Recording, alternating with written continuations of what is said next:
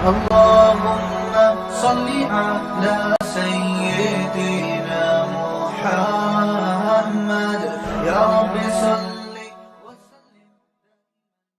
وسلم. بسم اللہ الرحمن الرحیم. Lecture number 35. آج انشاءاللہ میں سورہ الہاکم التکاثر اور سورہ ویل لکل ہمزہ، سورہ والعصر اور سورہ ہمزہ، یہ تین صورتوں کی کوشش کروں گا کہ یہ تینوں آج ہو جائیں، اور پھر ہم 30واں پارہ شروع کریں گے اگلے لیکچر سے، کیونکہ ہماری آخر کی جتنی صورتیں تھیں والضحیٰ سے لے کے سورہ ناس تک وہ آج انشاءاللہ کمپلیٹ ہو جائیں گی. تو نئی وقت ہوا تو پھر ہم اس کو اگلی کلاس میں انشاءاللہ ختم کریں گے. الہاکم التکاثر. الہا یہ یوں ہے اصل میں، الحیا اکرما کی طرح. ایک لفظ سنا ہوگا لہو و لعب، کھیل تماشے کو کہتے ہیں نا. کھیل تماشا کو کھیل کیوں لہو کیوں کہتے ہیں؟ وہ آپ کو غافل کر دیتا ہے، غافل ہو جاتے ہیں نا آپ ہر چیز سے، کھیل کود میں لگا ہوا انسان. تو الہا کا اصل معنی ہوتا ہے غافل کر دینا. تو الحیا سے یا آ رہا ہے، چونکہ واو الف یا آتے ہیں تو میں نے کہا شکل چینج ہو جاتی ہے. الہا تو کیا بن گیا یہ الہا. اور کم کا معنی یہ کھڑا زبر آئے گا یہاں پہ، الہا کم، غافل کر دیا تم کو. التکاثر، تکاثر باب تفاعل،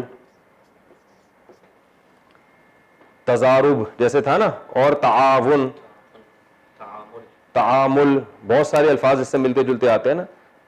تعاون، تکافل، تکافل بھی اسی میں، تکافل ایک دوسرے کی کفالت کرنا. تو یہ باب تفاعل جو ہوتا ہے نا، اس میں ایک دوسرے کا معنی پایا جاتا ہے. تو تکاثر کثرت سے ہے.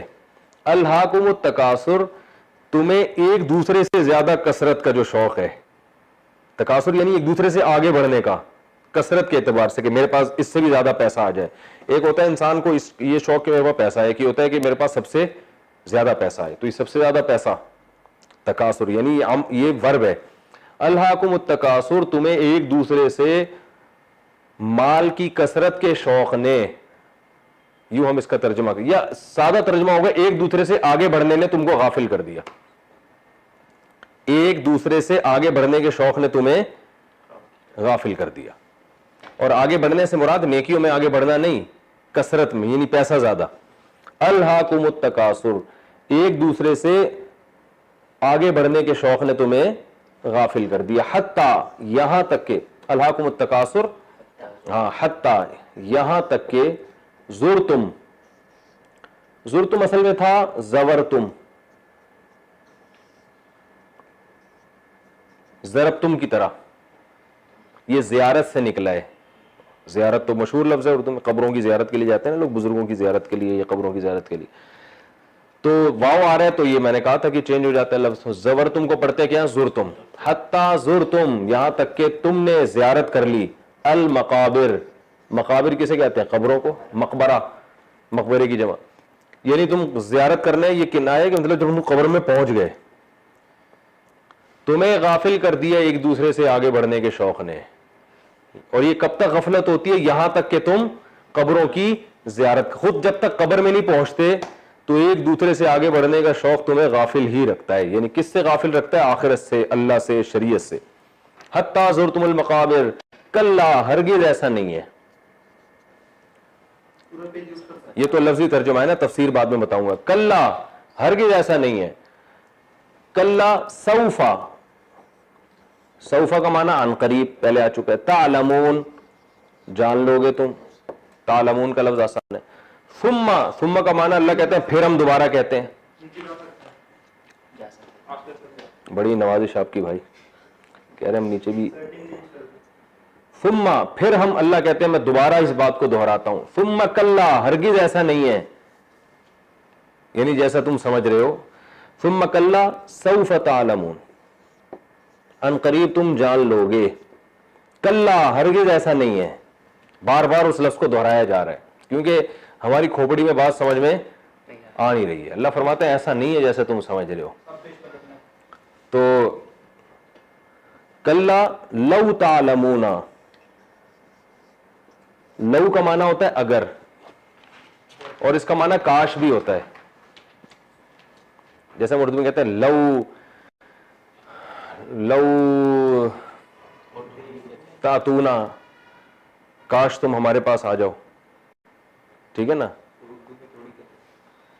وہ اردو میں نہیں کہتے, سوری عربی میں کہتے ہیں یار یہ. ٹھیک ہے. اچھا, کلا لو تعلمون, کاش کہ تم, اس کا معنی کیا ہوتا ہے؟ لفظی ترجمہ یہ ہوتا ہے کاش. لو تعلمون, کاش تم, کاش تم جان لو. کلا ثم کلا سوف تعلمون, کلا لو تعلمون علم الیقین.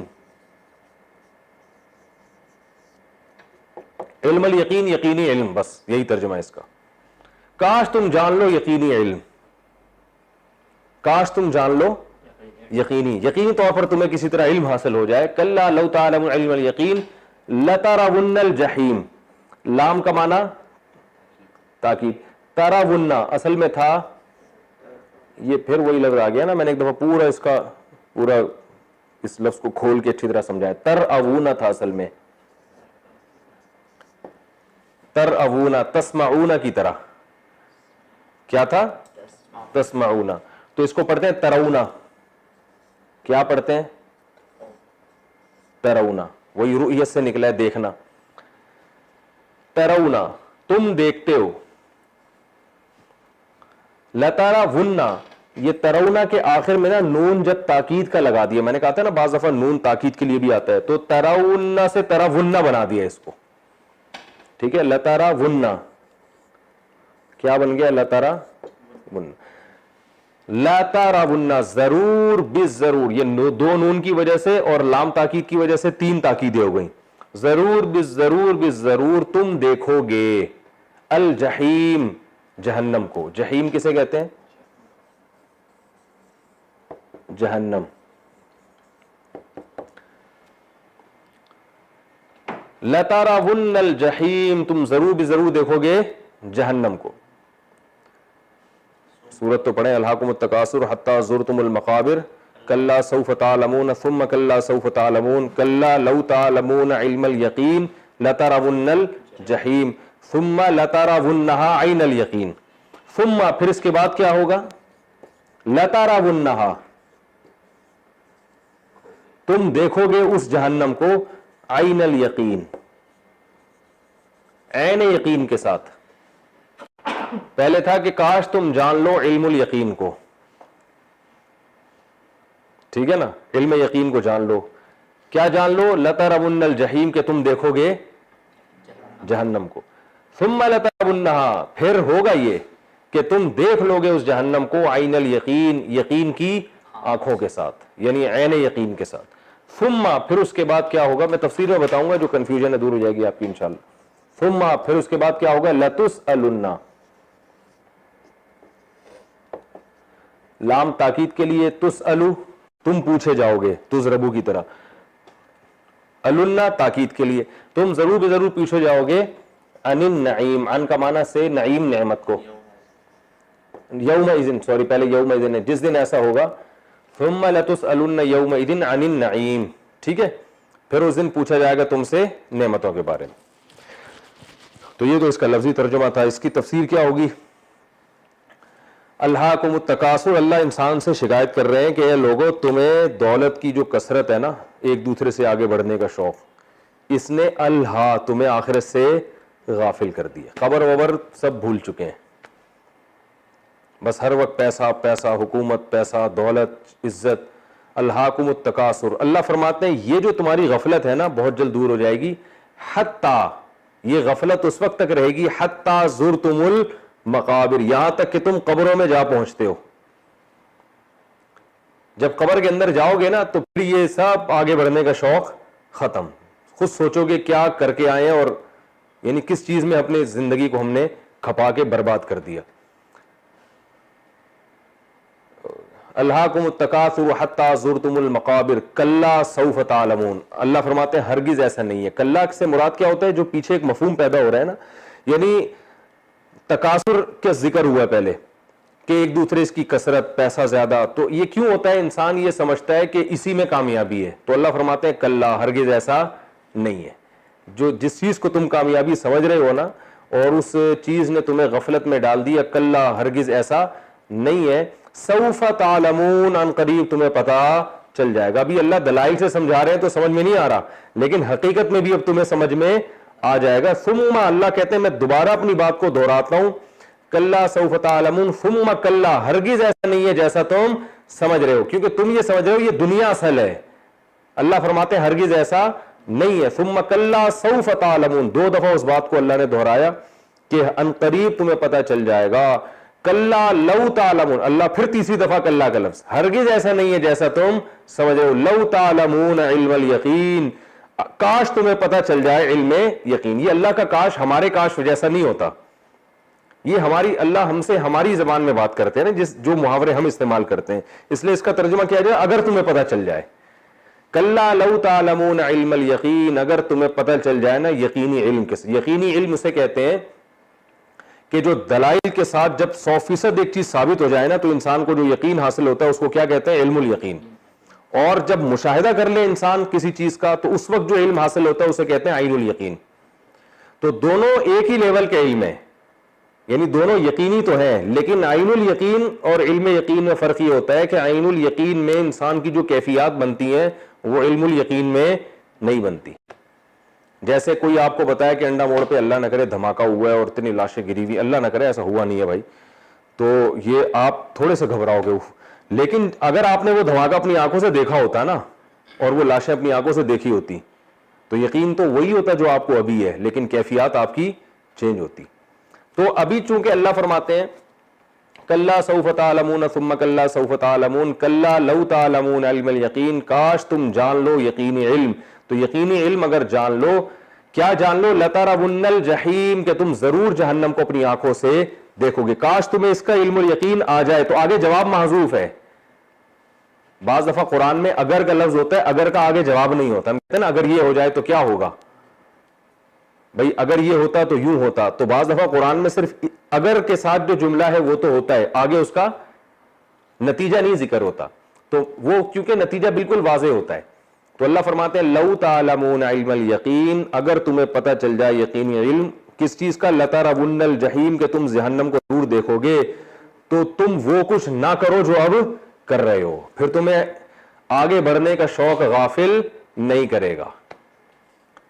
سمجھیں, یہاں تک سمجھ میں آیا کہ تمہیں یقینی علم حاصل ہو جائے نا, تو اس لیے غور کرو اللہ کی باتوں پر تاکہ تمہیں یقینی علم حاصل ہو جائے کہ تم نے جہنم کو اپنی آنکھوں سے دیکھنا ہے. تو جہنم تمہارے سامنے آئے گی تو جو حرکتیں تمہاری ہیں وہ حرکتیں ختم ہو جائیں گی. لترون الجحیم ثم لترونها عین الیقین, پھر عنقریب تم اس جہنم کو دیکھو گے یقین کی آنکھوں کے ساتھ. یہ بھی ہونے والا ہے. ابھی تو اللہ کہہ رہے ہیں دلائل سے علم یقین حاصل کر لو, نہیں کرتے تو عین الیقین تو بہرحال ہونے ہی والا ہے. لیکن اس وقت کیا ہوگا کہ پھر عمل کا وقت ختم ہو چکا ہوگا. ثم لترونها عین الیقین, اور پھر جب عین الیقین کی آنکھوں سے جب تم دیکھو گے یقین کی آنکھوں سے تو پھر کیا ہوگا, ثم لتسألن یومئذ عن النعیم, اس دن پھر تم سے نعمتوں کے بارے میں پوچھا جائے گا کہ اللہ نے جو تمہیں اتنی ساری نعمتیں دی تھی یہ غافل ہونے کے لیے نہیں دی تھی بلکہ اللہ کی طرف متوجہ ہونے کے لیے دی تھی. میں اس کا آسان ترجمہ دوبارہ کر دیتا ہوں. الہاکم التکاثر حتی زرتم المقابر, تمہیں ایک دوسرے سے آگے بڑھنے کے شوق نے غفلت میں ڈال دیا یہاں تک کہ تم قبروں میں جا پہنچے. حتی زرتم المقابر کلا سوف تعلمون, ہرگز ایسا نہیں ہے جیسا تم سمجھتے ہو, یہ دنیا اصل نہیں ہے. سوف تعلمون, ان قریب تمہیں پتہ چل جائے گا. ثم, پھر ہم دوبارہ یہ بات دہراتے ہیں کلا, ہرگز ایسا نہیں ہے جیسا تم سمجھتے ہو. سوف تعلمون, ان قریب تمہیں پتہ چل جائے گا. کلا, ہرگز ایسا نہیں ہے جیسا تم سمجھتے ہو. لو تعلمون علم الیقین, کاش تمہیں یقینی علم حاصل ہو جائے. لترون الجحیم, کہ تم جہنم کو ضرور دیکھو گے. ایسا ہو جائے تو پھر جو کچھ تم کر رہے ہو وہ نہ کرو. اور ثم لترونها عین الیقین, پھر تم اس جہنم کو دیکھو گے یقین کی آنکھوں کے ساتھ. ایسا ہونے والا ہے. ثم لتسألن یومئذ عن النعیم, جس دن ایسا ہوگا اس دن تم سے پھر نعمتوں کے بارے میں سوال کیا جائے گا. اللہ تعالیٰ ہمیں اس دن سے پہلے ہدایت نصیب فرمائے. اس میں بھی اللہ تعالیٰ نے انسان کی ہلاکت کا سبب کیا چیز بتائی ہے, ایک دوسرے سے آگے بڑھنے کا شوق. جو اس میں علمی نکات ہیں وہ کیا ہیں کہ بھئی یہ جتنا اللہ نے دیا اس پہ گزارا کرو, دوسروں کو دیکھ دیکھ کے پریشان مت ہو. حسد اور تفاخر جو ہے نا یہ انسان کو کھا جاتی ہے. اللہ نے ہر ایک کو ضرورت کا بہت دیا ہے, جتنا دیا بھائی میرے مقدر میں اتنا ہی ہے, محنت کرے, کمائے انسان, اللہ زیادہ دیتے تو ٹھیک ہے, دوسروں کی جیبوں پہ نظر نہ رکھے, اس کے پاس اتنا پیسہ تو میں وہیں کا وہیں کھڑا ہوں ابھی. تو اس کا نتیجہ کیا نکلے گا بھائی, تو بھی قبر میں پہنچے گا, وہ بھی جب قبر میں ملاقات ہوگی نا تو پھر آپ کہو گے یار تم اتنا اوپر جا کے بھی اسی گڑھے میں گرے ہو کہ میں بھی. ٹماٹر بیچنے والے کی قبر میں اور کسی جو ہے نا صدر وزیر اعظم کی قبر میں کوئی فرق اندر سے نہیں ہوتا, باہر سے تو ہوتا ہے, اندر سے سب ایک ہی جیسے ہوتے ہیں. تو اللہ فرماتے ہیں ایک دن آنے والا ہے, سارے مٹی میں آؤ گے. تو اس لیے بالکل ٹینشن نہیں لینی چاہیے ان چیزوں کی کہ وہ کوئی ٹماٹر بیچ رہا ہے تو کہیں ایسا نہ ہو میری زندگی ٹماٹر بیچنے میں لگے. تو بھائی تیری زندگی ٹماٹر بیچنے میں اگر لگے گی اور تیرے دوست اگر امریکہ میں چلا گیا اور بڑا کوئی بہت بڑا تاجر بن گیا تو تھوڑے دن کی ریل پھیل ہے, وہ بھی مرے گا اور تو بھی مرے گا, قبر میں جا کے سب کیا ہو جائیں گے, مٹی. تو اللہ فرماتے ہیں فیوچر کو دیکھو اور تھوڑا سا اس دوسرے مقام پہ قرآن میں آتا ہے اس آخرت کی طرف دوڑ لگاؤ. تو یہ فنا ہونے والی چیزیں, ان میں دل لگانا عقل مندوں کا کام نہیں ہے. یہ اس آیت کا اصل سبق ہے. اور پھر ایک وقت آنے والا ہے جب جہنم کو اپنی آنکھوں سے دیکھو گے نا تو پھر تو بولو گے کہ کیا ہم نے پایا اور کیا ہم نے کھویا ہے. تو اعمال کو ترجیح دینی چاہیے تاکہ آخرت محفوظ ہو جائے. اس کے بعد اگلی صورت ہے سورہ العصر. یہ بہت زبردست صورت ہے. والعصر, قسم ہے زمانے کی. جی ہاں, عصر زمانے کو کہتے ہیں. واو والعصر, میں نے کہا تھا نا جب آخر میں زیر آ رہا ہو تو اکثر یہ واو کس معنی میں ہوتی ہے, یقینی یہ نہیں کوئی قاعدہ نہیں ہے لیکن سہولت کے لیے بتا رہا ہوں. قسم, والعصر, قسم ہے زمانے کی. ان الانسان, بے شک انسان, لفی, لام تاکید کے لیے, لفی خسر, خسر خسارے کو کہتے ہیں, اردو میں خسارہ کا لفظ استعمال ہوتا ہے نا. ان الانسان لفی خسر, بے شک انسان خسارے میں ہے. الا الذین, الا کا معنی سوائے, الذین وہ لوگ, آمنو جو ایمان لائے, وعملوا اور عمل کیے, الصالحات یہ سب گزر چکے ہیں پہلے, نیک, وتواصوا, واو کا معنی اور, تواصوا اصل میں تھا تواصیو, کیا تھا باب تفاعل, جیسے تعاون تو ماضی کیا آتا ہے تعاونا, تزارب سے تزاربا, تکاثر سے تکاثرا, تو تواصیو اصل میں تھا تواصیو.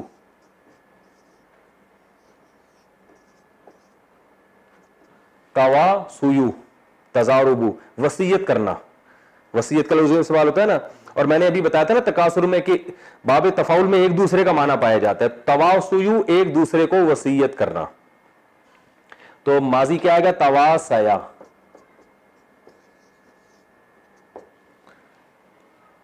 اور پھر دوسرا صیغہ آئے گا تواصیا, تیسرا صیغہ آئے گا تواصیو. تواصیو کو پڑھا جاتا ہے تواصو, کیونکہ آخر میں یا ہے نا چینج ہو جاتا ہے, تواصو وتواصوا, اور یہ ایک دوسرے کو وصیت کرتے ہیں, بالحق, حق کے ساتھ, وتواصوا بالصبر, اور ایک دوسرے کو وصیت کرتے ہیں صبر کی. بہت چھوٹی سی صورت ہے. امام شافعی فرماتے ہیں کہ قرآن میں کچھ بھی نازل نہ ہوتا, صرف یہی صورت نازل ہوتی تو یہ بھی کافی تھی, یعنی پورا گویا اللہ نے اس میں اسلام کا خلاصہ بیان کر دیا. والعصر, قسم ہے زمانے کی, ان الانسان لفی خسر, بے شک انسان خسارے میں ہے, الا الذین آمنوا, سوائے ان لوگوں کے جو ایمان لائے, وعملوا الصالحات اور نیک اعمال کیے, وتواصوا بالحق, اور ایک دوسرے کو حق کی وصیت کرتے رہے, وتواصوا بالصبر, اور ایک دوسرے کو صبر کی وصیت کرتے رہے. اس صورت میں, یہ تو اس کا آسان سا لفظی ترجمہ تھا, اس صورت میں اللہ تعالیٰ نے زمانے کی قسم اٹھائی ہے. زمانہ اس بات پر گواہ ہے کہ انسان خسارے میں ہے. اگر ہسٹری اٹھا کے دیکھو, اور موجودہ حالات بھی تو ایک ٹائم ہے نا, ٹائم یعنی ہسٹری کو دیکھو گے تو پتہ چل جائے گا انسان تباہی کی طرف جا رہا ہے. ماضی میں قوم عاد قوم سمود کی ہسٹری اٹھا کے دیکھو, قوم نوح کی ہسٹری اٹھا کے دیکھو, ٹھیک ہے نا. پھر جو دنیا میں ظلم ہوتا رہا ہے, گورے بھی بہت سی ہسٹری, جنگ عظیم دیکھ لو, جنگ عظیم اول دیکھ لو, جنگ عظیم ثانی دیکھ لو, دنیا کے لحاظ سے بھی خسارے میں اور آخرت کے, آج بھی دیکھ لو. یہ جو ہم کہتے ہیں کہ انسان ترقی کر رہا ہے, ترقی تو کر رہا ہے, لیکن نتیجہ کیا نکل رہا ہے اس ترقی کا؟ خودکشی کا ریشو بڑھتا ہی چلا جا رہا ہے, اسٹریس اور ڈپریشن کے ریشو بڑھتا ہی چلا جا رہا ہے. پہلے نفسیاتی ڈاکٹر آپ کو بہت کم ملتے تھے, اب ہر دوسرا آدمی کیا بنا ہوا ہے, نفسیاتی ڈاکٹر, کیونکہ پیشنٹ اتنے زیادہ ہو گئے. میں نے بھی بتایا تھا نا, میں آسٹریلیا میں تھا تو میں نے ایک ڈاکٹر صاحب سے پوچھا کہ سب سے زیادہ پیشنٹ کس کے ہوتے ہیں آپ کے پاس. ہمارے پاس تو زکام, نزلہ, زکام, کھانسی کے بہت ہوتے ہیں, ڈاکٹر خود بھی کھانس رہا ہوتا ہے, سارے ہی کھانس رہے ہیں نا ہمارے یہاں, تو یہ کامن ہے. تو میں نے کہا آپ کے یہاں کیا, انہوں نے کہا سب سے زیادہ یہاں ڈپریشن کے پیشنٹ آتے ہیں ہمارے پاس, نفسیاتی. آسٹریلیا جیسے ملک میں جہاں ٹینشن ہے ہی نہیں, سب کچھ یعنی فری ہے, وہاں پہ تو بے روزگار کو الگ سے پیسے ملتے ہیں. تو یہ اتنا اچھا ملک ہے, اور لیکن ڈپریشن کے مریض سب سے زیادہ. تو اللہ نے فرمایا کہ انسان سب کس میں ہے, خسارے میں. چاہے وہ دنیا میں اگر ترقی کر بھی لے گا تو آخرت میں تو خسارہ ہے ہی. تو ایک اصول بیان کیا, انسان خسارے میں ہے. الا الذین آمنوا, فرمایا دو شرطیں. آمنو سے مراد ہے عقیدہ, کیونکہ ایمان تو کچھ نہ کچھ ایمان تو ہندو بھی رکھتا ہے نا اللہ پر, تو ایمان سے معتبر ایمان مراد ہے, دوسرے دلائل سے پتہ چلتا ہے. یعنی اللہ کو ایک سمجھنا, اللہ کے تمام پیغمبروں پر, اس کی کتابوں پر, ختم نبوت پر, جو بھی ضروری عقائد ہیں جو اللہ نے بیان کیے. الا الذین آمنوا, فرمایا اپنے نظریات کو, کانسیپٹ کو بھی درست کرے. آمنو سے مراد کیا, اپنے کانسیپٹ, اپنے نظریات, اپنا عقیدہ وہ بھی ٹھیک ہو اس کا. وعاملوا الصالحات, اور صرف عقیدہ درست کر لینا کافی نہیں ہے, جیسے آج مسلمان سمجھتے ہیں ہم تو مسلم ہیں, لیکن حرکتیں ساری جو ہے نا وہ نہ معاملات میں ٹھیک ہیں, نہ معاہدوں کی پابندی کرتے ہیں. تو فرمایا وعاملوا الصالحات, اور اعمال بھی کیا کریں, نیک اعمال کریں, یعنی برائی سے بچیں, اچھے اعمال کریں.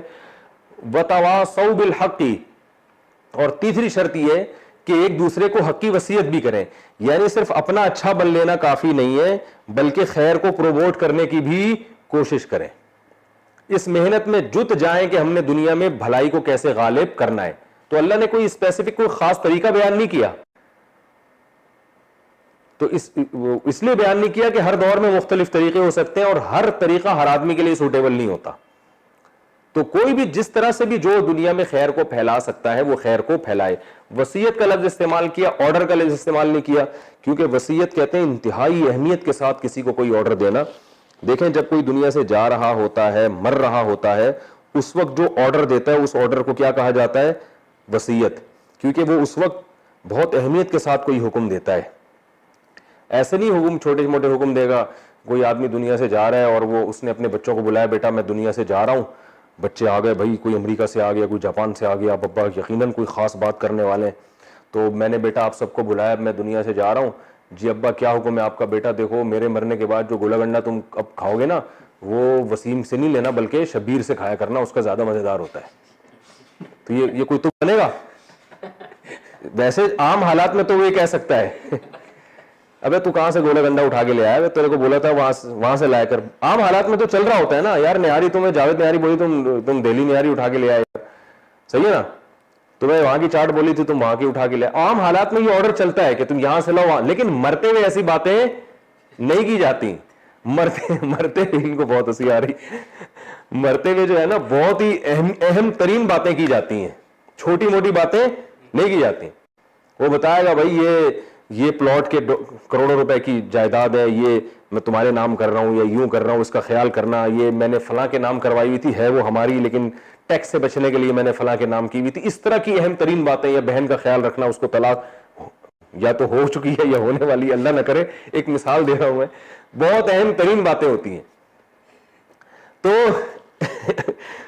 وسیم کو مجھے آپ کو دیکھ کے وہ ہو رہی ہے, میں تو لطیفے سناتا رہتا ہوں, یہ تو آپ تو بیٹھتے رہتے ہو, تو اتنی نہیں آتی نا جتنی آج آپ کو آ رہی ہے.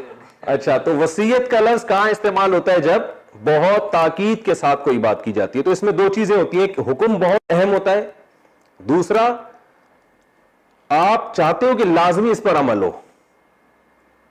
صرف اہم حکم کو وصیت نہیں کہا جاتا, اہم بھی ہو اور اس پر لازمی عمل بھی ہو. تبھی قرآن نے جہاں بہت اہم حکم دیا نا وہاں وصیت کا لفظ استعمال کیا ہے. وَوَصَّيْنَا الْإِنسَانَ بِوَالِدَيْهِ, اللہ فرماتے ہیں ہم نے انسان کو وصیت کر دی والدین سے اچھا سلوک کرے. اس سے پتہ چلتا ہے والدین کے ساتھ حسن سلوک یہ کوئی معمولی حکم نہیں ہے, بہت اہمیت ہے اللہ کی نظر میں اس کی. تو اللہ فرماتے ہیں ایک دوسرے کو صرف آرڈر نہیں کرتے, ترغیبات نہیں دیتے, وصیتیں کرتے ہیں حق کی. یعنی معاشرے میں حق کو پروموٹ کرنے کی بے انتہا کوشش کرتے ہیں. اور وتواصوا بالصبر, اور ایک دوسرے کو صبر کی بھی بہت زیادہ تلقین کرتے ہیں. اس لیے کہ جب حق کی بہت زیادہ تلقین ہوگی تو صبر لازمی کرنا پڑے گا. دیکھو آپ خود سے جتنے بھی نیک بن جاؤ آپ کی راہ میں روک رکاوٹیں نہیں ڈالیں گے کبھی بھی. کہیں بھائی ماشاءاللہ بہت اچھا بچہ ہے, نماز پڑھتا ہے, پڑھتا رہے بھائی, کس نے منع کیا؟ غیر مسلموں کا تو یہی کانسیپٹ ہے نا بھائی, مذہب آپ کا ایک نجی معاملہ ہے, جو کوئی چرچ جانا چاہے تو چرچ جا سکتا ہے, کوئی مندر جانا چاہے تو مندر چلا جائے, کوئی مسجد جانا چاہے تو مسجد چلا جائے, اور کوئی کہیں بھی نہ جانا چاہے. یعنی کوئی اگر ایتھیسٹ ہے, خدائی کا انکار کر دے تو بھی ٹھیک ہے. اور اگر کوئی وہ کیا کہتے ہیں فری تھنکر, ایک لفظ اور نیا بھی مارکیٹ میں آیا ہے, یعنی ایسا ہے کہ میں نے ملیشیا میں نے وہاں لنکاوی جزیرہ ہے نا, تو وہاں میں نے کسی سے ویسی گپ شپ ہوئی تھی, میں نے کہا آپ کا مذہب کیا ہے؟ اس نے کہا میں فری تھنکر ہوں. یہی لفظ استعمال کیا, یہ پتہ نہیں اس سے ملتا جلتا. میں نے کہا کیا مطلب؟ میں نے کہا ایتھیسٹ ہیں, خدا کے منکر ہیں. کہہ رہا ہے نہیں. میں نے کہا پھر کیا ہے, خدا کو مانتے ہیں؟ کہہ رہا ہے نہیں. میں نے کہا نہ آپ خدا کا انکار کرتے ہیں نہ مارتے ہیں. اس نے کہا میں نظریات, جیسے کولیسٹرول فری ہوتا ہے نا کوئی آئل جس میں کولیسٹرول کے علاوہ سب کچھ ہو, تو اس بارے میں میرے دماغ میں نظریہ سرے سے کوئی ہے ہی نہیں. یعنی میری بلا سے اللہ ہے یا نہیں ہے تو میں نے کیا کرنا ہے؟ تو میں نے کوئی نظریہ سرے سے رکھا ہے ہی نہیں. ایسے لوگ بھی دنیا میں بہت ہیں, کہہ رہے ہیں یار اسلام صحیح ہے, نہیں ہے, اللہ ہے نہیں ہے, ہو سکتا ہے ہو سکتا ہے نہیں ہو. تو ہم نے اپنے دماغ کو کیا رکھا ہوا ہے؟ ان چیزوں سے فری رکھا ہوا ہے. تو ایسے لوگ بھی دنیا میں ہیں. تو اللہ فرماتے ہیں کہ جب آپ حق کی وصیت کرو گے نا تو لازمی رکاوٹیں آئیں گی راستے میں. جو آدمی بھی کبھی کوئی بڑا ویژن ہوتا ہے اس کو لے کے جب وہ معاشرے میں کوئی کام کرتا ہے تو رکاوٹیں ایسے ہی لوگوں کو کے سامنے آتی ہیں, ان کو ہر سطح پہ ان کی راہ میں رکاوٹیں اٹکائی جاتی ہیں. میں تو ایک مثال دیتا ہوں, گھر میں بچی اگر آج پردہ کر لے نا تو آپ دیکھو, ایک لڑکی اگر شرعی پردہ کر لے تو معاشرہ اس کے خلاف ہو جاتا ہے, اور اس پردے کو پروموٹ کرنا شروع کر دے تو کیا حشر کرتے ہیں. داڑھی پہ مخالفتیں اب شروع ہو, حالانکہ داڑھی تو نجی معاملہ ہے نا, لیکن اس کو بھی لوگ برداشت نہیں کرتے. اگر آپ اس کی تبلیغ بھی شروع کر دو گے پھر تو لوگ چھوڑیں گے ہی نہیں آپ کو. اور اس کو معاشرے میں کوئی بھی نیکی کا کام, بہنوں کی وراثتیں لوگ کھا کے بیٹھے ہوئے ہیں, رشوت معاشرے میں پھیل رہی ہے, کرپشن پھیل رہی ہے, کسی بھی لحاظ سے آپ خیر کو جب پروموٹ کرنے کی کوشش کریں گے تو رکاوٹیں کھڑی ہوں گی. تو اللہ فرماتے ہیں ایسے موقع پر یہ ایک دوسرے کو صبر کی تلقین کرتے ہیں. اس سے بھی پتہ چلتا ہے کہ اسلام میں یہ نہیں ہے کہ بس میں ہی ہوں. اسلام میں پوری ایک مسلمانوں کی گیدرنگ ہے, ایک نظام ہے جس میں ایک دوسرے کو نصیحت بھی کرتے ہیں اور پھر ایک دوسرے کو صبر کی تلقین بھی کرتے ہیں. تو آج الٹا نصیحت بھی نہیں ہو رہی, اور اگر کوئی اچھا کام کر کے پریشانی میں پڑے تو لوگ کہتے ہیں ہم نے تو پہلے ہی منع کیا تھا نا. جب میں نے دوسری شادی کی نا تو میں تو لوگوں سے بحث کرتا تھا نا کہ یہ اچھا کام ہے, بیوہ عورتوں سے نکاح کرو, یہ بھی بتواصوا بالحق میں داخل ہے نا. میں کہتا یار اتنی بیوہ اور طلاق یافتہ عورتوں کو حل کیا, کسی کے پاس کوئی حل نہیں تھا. تو میں بڑی بحث کرتا تھا لوگوں سے, کوئی اپریشیٹ نہیں کرتا تھا. جب میں نے کی تو میں پھنسا, ظاہر کی تو پھر اتنے خاندان سے مخالفت اور دھمکیاں اور سسرال کی طرف سے بھی بہت کچھ ہو رہا تھا. تو ایسے میں جس کے پاس بھی جاتا کہ یار میرے ساتھ یہ ہو رہا ہے تو کہتے ہم نے پہلے منع نہیں کیا تھا آپ کو. ایک نے تو یہاں تک کہا مجھے کہ لوگ جو ہے نا شہد کے چھتے میں ہاتھ ڈائریکٹ ڈال کے شہد نکالنے کی کوشش کرتے ہیں, پھر شکایت کرتے ہیں کہ مکھیاں کاٹتی ہیں. اور مولانا صاحب کو دیکھو, یہ شہد کے چھتے میں منہ دے کے شہد بھی ہیں, ڈبل شادیاں کرتی ہیں اور مکھیاں کاٹ رہی ہیں تو ہمیں آ کے شکایت کر رہے ہیں. تو یہ کیا ہے بھائی, نہ تو حق کی وصیت ہو رہی ہے, اور کسی بیچارے نے حق کی وصیت کر کے پھنس گیا تو وتواصوا بالصبر بھی نہیں ہو رہا, بلکہ الٹا اس کو اور تانے دیے جا رہے ہیں. تو یہ تو میں نے شادی کی ایک محض ایک مثال دی ہے, ورنہ معاشرے میں ہر خیر کے ساتھ ایسا ہی ہو رہا ہے کہ نہ خیر کو پروموٹ کرتے ہیں, اور اگر چلو کوئی آدمی پروموٹ کر رہا ہے اور اس کی وجہ سے آزمائشیں آ رہی ہیں تو تسلی کے 2 جملے تو بول دے. تو نہ ایک دوسرے کو حق کی وصیت کی جا رہی ہے, اور نہ جب کوئی حق پہ چلتا ہے اس کو مصیبت آئے تو اس پہ صبر کی تلقین. تو اللہ نے 4 صفات بیان کی ہیں کامیاب لوگوں کی, کہ ایمان, اعمال صالحہ, اور معاشرے میں خیر کو پروموٹ کرنا, اور جو پریشانی آئیں تو ایک دوسرے کو صبر کی تلقین کرنا. یہ سورہ عصر تھی. آج ہم سورہ ویل لکل ہمزۃ لمزہ بھی اسی میں ختم کر دیتے ہیں, چونکہ پھر اس کے بعد یہ والضحیٰ سے لے کے سورہ ناس تک ہماری تمام صورتیں کمپلیٹ ہو چکی ہوں گی انشاءاللہ, اور پھر ہم عما یتساءلون سے شروع کریں گے.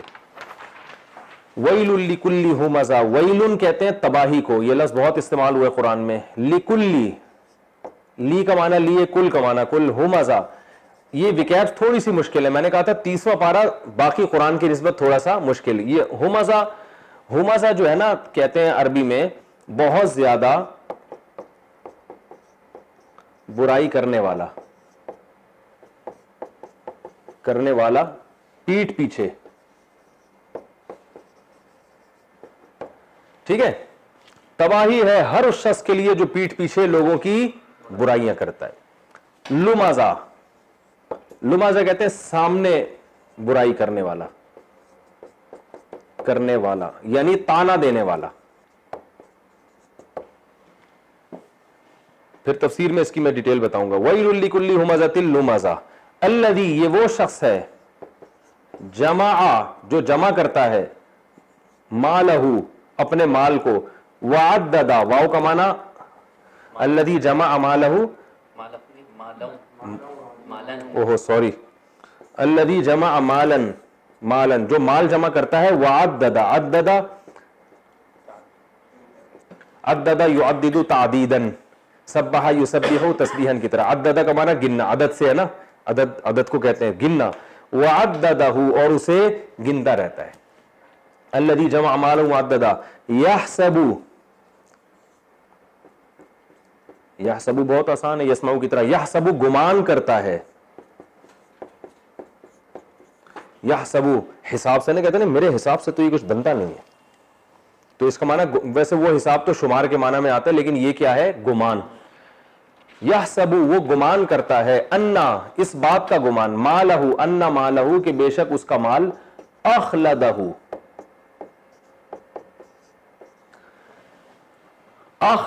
اسے ہمیشہ رکھے گا. اخلدہ کا معنی ہمیشہ رہنا یعنی ہمیشہ رہے گا ہو اس کے ساتھ. خلد سے ہے نا, خالدین فیہا ابدا گزر چکا ہے نا, ہمیشہ رہیں گے. ان مالہ اخلدہ کلا ہرگز ایسا نہیں ہے. ٹھیک ہے نا. لینبذن لام کا معنی تاکید, یمبذو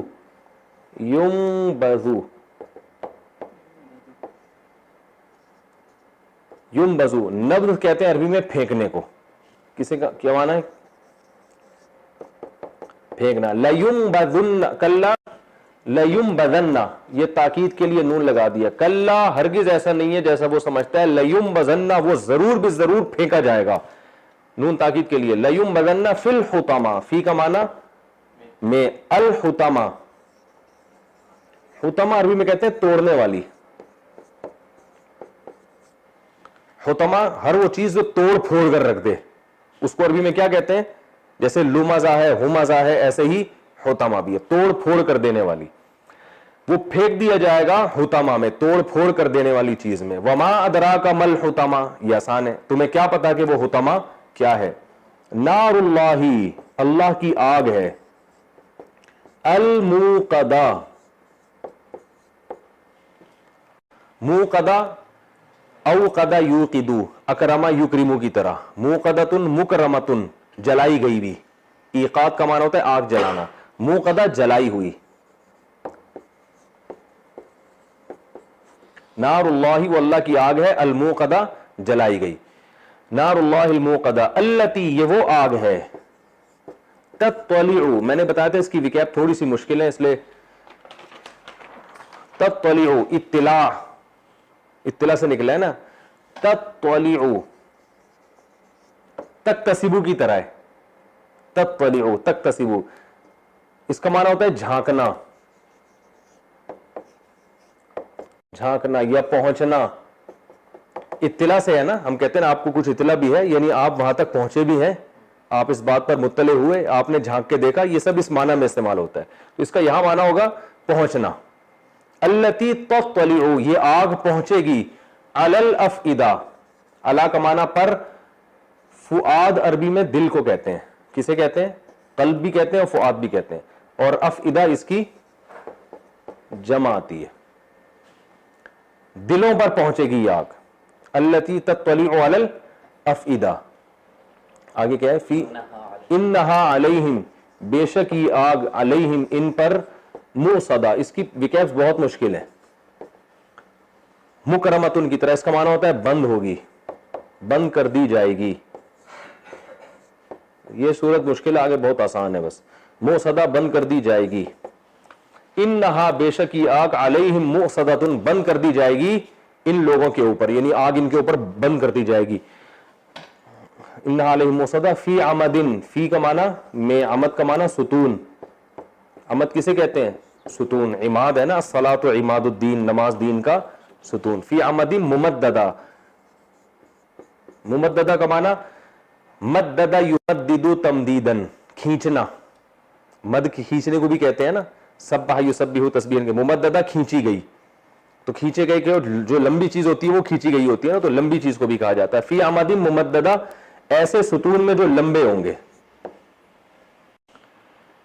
ٹھیک ہے، یہ آگ ان پر بند کر دی جائے گی ایسے ستونوں میں جو لمبے لمبے، یعنی ان ستونوں کے اندر آگ میں ان کو بند کر دیا جائے گا، وہ لمبے لمبے ستون ہوں گے جن کے چاروں طرف آگ میں ان کو بند کر دیا جائے گا۔ تو دوبارہ میں لفظی ترجمہ کر دیتا ہوں، ویل لکل ہمزہ، تباہی ان لوگوں کے لیے جو پیٹھ پیچھے تانے دیتے ہیں، برائیاں کرتے ہیں، ویل لکل ہمزۃ لمزہ، اور تانے دیتے ہیں سامنے، الذی جمع مالا وعددا، یہ وہ لوگ ہیں جو مال جمع کرتے ہیں اور اسے گنتے رہتے ہیں، الذی جمع مالا وعددا یحسب ان مالہ اخلدا، یہ گمان کرتا ہے کہ اس کا مال اس کے ساتھ ہمیشہ رہے گا، کلا ہرگز ایسا نہیں ہے، لیمبذن فی الحطمہ، اس کو پھینک دیا جائے گا حطمہ میں، وما ادراک ما الحطمہ، تمہیں کیا پتا کہ حطمہ کیا ہے، نار اللہ، یہ اللہ کی آگ ہے، الموقدہ، تو جلائی جائے گی، التی تطلع علی الافئدہ، یہ آگ دلوں پہ پہنچے گی، اور فی عمد ممددہ، اور وہ کیا ہے، انہا علیہم موصدہ، یہ آگ ان پر بند کر دی جائے گی، فی عمد ممددہ، لمبے لمبے ستونوں کے اندر۔ تو اس صورت میں اللہ تعالیٰ نے انسان کی دو اخلاقی برائیاں بیان کی ہیں، ایک معاشرے میں فساد پھیلانا، ٹھیک ہے نا، جو بھی میں نے آپ کو شروع میں بات بتائی تھی کہ قرآن جب بھی اچھے لوگوں کی بات بیان کرتا ہے تو وہ جو اعلیٰ درجے کے اچھے، جب برے لوگوں کی کوالٹی بیان کرتا ہے تو وہ جو اعلیٰ درجے کے برے، تو اعلیٰ درجے کے برے کون ہوتے ہیں؟ کہ جو لالچی ہوں، پیسوں اور انسانوں میں پھوٹ ڈالنے میں لگے رہے، ان کی فطرت کو نا، گندی فطرت کو سکون اسی سے ملتا ہے۔ تو جب کسی کی موجودگی کے بغیر بھی ہوں گے تو برائی کریں گے اس کی، حالانکہ اچھے لوگ ہمیشہ برائی پہ کیا کرتے ہیں؟ پردہ ڈالتے ہیں، اور جب سامنے بیٹھیں گے تو بھی اس کی برائیوں کو ہائی لائٹ کریں گے، اس کو نیچا دکھانے کے لیے۔ دیکھیں، لمزہ سے مراد وہ برائی ہے کہ جو دوسرے کو نیچا دکھانے کے لیے، اگر کسی کی اصلاح کے لیے اس کے سامنے اس کی برائی بیان کی جائے تو یہ گناہ نہیں ہے، یا کسی کوئی ظلم کر رہا ہے تو اس کی اوقات بیان کرنے کے لیے اس کو برائی اس کے سامنے بیان کی جائے کہ تم بڑے فنٹر بنتے ہو، تمہاری اوقات تو یہ ہے، تاکہ اس کو احساس ہو اور وہ ظلم کرنا چھوڑے، تو بھی جائز ہے۔ لیکن ایک کسی کے سامنے برائی یہ کی جاتی ہے اس کو نیچا دکھانے کے لیے اور اپنی حیثیت بڑھانے کے لیے، یہ تانا دینا اسلام میں جائز نہیں ہے۔ آج کل لوگ ایسے ہی کر رہے ہیں، اس کو کسی کے منہ پہ اس کو ذلیل کر دیتے ہیں، بجائے اس کے کہ اس کو جو ہے نا اس کو اصلاح کا پہلو اختیار کریں، ایسا طریقہ نصیحت کا اختیار کریں جس سے برائی چھوٹ جائے، یہ نہیں ہوتا، بلکہ ایسا طریقہ اختیار کرتے ہیں جس سے اس کے دل میں اور نفرت کے جذبات بھڑکتے ہیں۔ تو اللہ نے فرمایا کہ وہ لوگ جو غیر موجودگی میں برائی بیان کرتے ہیں وہ بھی برے لوگ ہیں، ان کے لیے بھی تباہی ہے، اور وہ لوگ جو لوگوں کے سامنے ان کو نیچا دکھانے کے لیے، ذلیل کرنے کے لیے ان کی برائیاں بیان کرتے ہیں، ان کے لیے بھی تباہی ہے۔ اور ان میں دوسری گندی صفت کیا ہے کہ یہ پیسوں کے بڑے حریص ہوتے ہیں، کیونکہ انسان کے خیر خواہ نہیں ہے نا، جو خیر خواہ ہوتا ہے وہ تو دوسروں کی عزت کی بھی حفاظت کرتا ہے اور ان کے پیٹ بھرنے کی بھی فکر میں لگا رہتا ہے، وہ اپنے پیسے سے لوگوں کو کھلاتا ہے۔ لیکن یہ الٹا کرتے ہیں، کیا کرتے ہیں؟ جمع امال، مال جمع کر کے رکھتے ہیں، اور محبت اتنی ہے کہ ہر وقت گنتے رہتے ہیں۔ ایک گننا ہوتا ہے تاکہ آپ کو پتا ہو ارننگ کتنی ہے اور سیونگ کتنی ہے اور اس میں آپ نے یعنی خرچ کتنا کرنا ہے، وہ گننا تو جائز ہے بلکہ لازم ہے تاکہ اسراف نہ ہو جائے۔ اور ایک گننا ہوتا ہے ہر وقت، جیسے بچوں کو عیدی ملتی ہے نا، ان کو پتا ہے 5 روپے 20 روپے 50 روپے، پھر بھی بیٹھ کے ہر وقت، تو بچہ تو نہ سمجھ ہے، لیکن جب بڑا ہو جائے تو پھر بڑوں پر یہ چیزیں سوٹ نہیں کرتی۔ او بھائی ٹھیک ہے، ایسے بھی لوگوں کو ہم نے صدقہ کرتے دیکھا، جیب میں ہاتھ ڈالا، اٹھا کے جتنے بھی پیسے آئے غریب کو پکڑا دیے، تو ہر وقت جو ہے نا اس کو پکڑ کے یوں فرتے محبت میں، پیسہ ہے بھائی مٹی ہے، ختم ہو جائے گا، تو یہ ہوس جو ہے نا دولت کی اللہ کو پسند نہیں ہے۔ تو ہوس میں جو گنتے رہتے ہیں اللہ کو یہ چیز پسند نہیں۔ الذی جمع مالا وعددا احسب ان مالہ اخلد، اللہ فرماتے ہیں اس پاگل کو یہ پتہ نہیں ہے، وہ سمجھ رہا ہے یہ مال ہمیشہ رہے گا۔ بھائی کھربوں روپے کا بھی تو مالک ہے، موت آئی اور یہ سب ختم، تو دل لگانے کی چیز نہیں ہے۔ اللہ فرماتے ہیں کلا، ہرگز ایسا نہیں ہے جیسا یہ سمجھ رہے، لیمبذن فی الحطمہ، ان قریب اسے آگ میں پھینکا جائے گا۔ تمہیں کیا معلوم کہ وہ حطمہ کیا ہے؟ یہ آگ ہے جو دلوں تک جائے گی۔ دل کو اس لیے بیان کیا کہ سب سے زیادہ تکلیف انسان کو یہاں پر ہوتی ہے، دلوں تک آگ پہنچے گی۔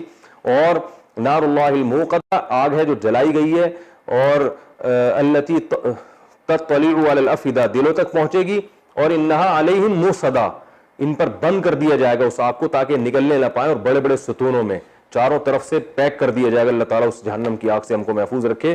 تو یہ اخلاقی برائیاں اللہ کی نظر میں چھوٹی نہیں ہے. تو اس صورت کا حاصل کیا نکلا؟ اس کا خلاصہ یہ نکلا کہ انسان کو انسانیت کے لیے خیر خواہ بننا چاہیے، اپنی زبان سے بھی لوگوں کو عزت دے، ٹھیک ہے نا، ان کی برائیاں ہیں تو اس پہ پردہ ڈالے، سامنے بھی جب کسی سے تذکرہ کرے تو اس کو نیچا دکھانے کی فکر میں نہ لگا رہے، اور مال سے بھی لوگوں پہ کیا کرے؟